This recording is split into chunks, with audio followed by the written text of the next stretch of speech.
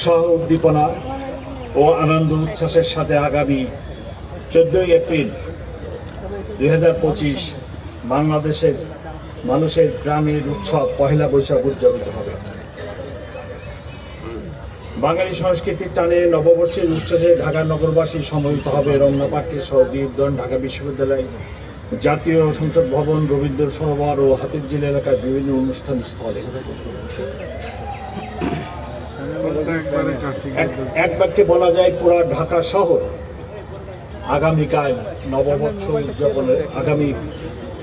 নববর্ষ উদযাপনের জন্য প্রস্তুত। এবং এখানে যে সমস্ত এলাকার কথা বলছি এর বাইরেও সমগ্র ঢাকাতেই এই উৎসব পালিত হবে। জাতীয় উৎসব করে এই অনুষ্ঠানে যাতে জাতি, ধর্ম, বর্ণ নির্বিশেষে সকলেই নির্বিঘ্নে উদযাপন করতে পারে তার জন্য ঢাকা মেট্রোপলিটন পুলিশ ব্যাপক নিরাপত্তা ব্যবস্থা গ্রহণ করেছে। বর্ষবরণ অনুষ্ঠানসমূহকে কেন্দ্র করে ঢাকা মহানগরীকে 21টি সেক্টরে ভাগ করে ঢাকা মেট্রোপলিটন পুলিশ পক্ষ থেকে পর্যাপ্ত সংখ্যক ইউনিফর্ম ও সাদা পোশাকে পুলিশ সদস্য মোতায়েন করা হবে। গুরুত্বপূর্ণ অনুষ্ঠানস্থল ড্র্যাগ স্কোয়াড দ্বারা সুইপিং করা হবে। রমনা পার্ক, শরৎ উদ্যান, ঢাকা বিশ্ববিদ্যালয় ঘিরে মোট 21টি স্থানে ব্যারিকেড থাকবে।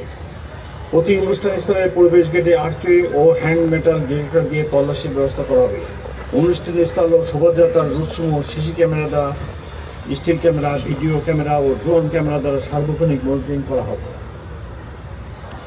অনুষ্ঠানস্থলের চারপাশে ও শোভাযাত্রার রোডে পর্যাপ্ত পরিমাণ পিকেট, ফুড, পেট্রোল ও লাইনিং ব্যবস্থা থাকবে। ডিবি, সিটিটিসি পর্যাপ্ত সোয়াট সংখ্যক পুলিশ সদস্যগণ সাদা পোশাকে মোতায়েন থাকবে।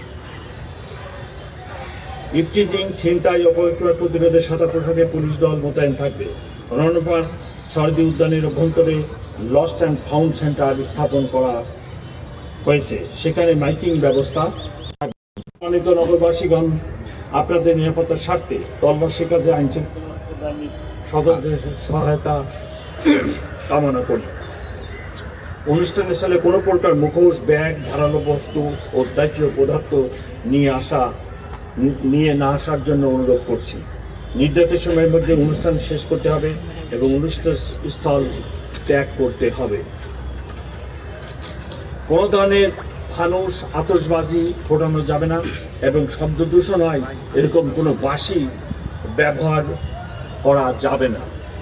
বর্ষবরণকে কেন্দ্র করে কোনো বাণিজ্যিক পণ্যের বাজারজাত করা যাবে না, বিশেষ করে শোভাযাত্রায় এবং অন্যান্য যে সমস্ত প্রোগ্রাম আছে সেই সকল প্রোগ্রাম। রমনা বটপুলে সাইনডের অনুষ্ঠান সকালে শুরু হবে এবং তাদের দ্বারা নির্ধারিত সময়ে শেষ হবে। উক্ত অনুষ্ঠানে 3টি গেট দিয়ে কেবল প্রবেশ করা যাবে। অনুষ্ঠান থেকে কেবল বের হওয়ার জন্য 2টি গেট ব্যবহার করা যাবে।